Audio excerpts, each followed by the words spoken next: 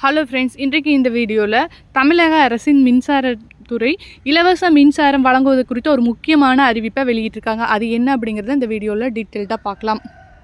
தமிழக அரசு விவசாய நலனை கருத்தில் கொண்டு இலவச மின்சாரத்தினை விவசாயத்திற்காக 24 மணி நேரம் இலவசமாகவே வழங்கி வருகிறது.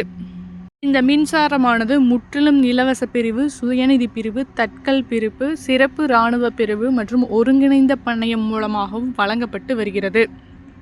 கடந்த 2021ஆம் ஆண்டு முதல் ஒரு வருடத்திற்கு 50,000 புதிய மின் இணைப்புகள் வழங்கப்படும் அப்படின்னு அனௌன்ஸ் பண்ணியிருந்த நிலையில் இந்த 2025ஆம் ஆண்டுக்கும் 50,000 கனெக்ஷன்கள் வழங்கப்பட வேண்டிய நிலையில் அதற்கான நிதி இல்லாமல் நிறைய நாள் டிலே ஆகிட்டு இருந்தது.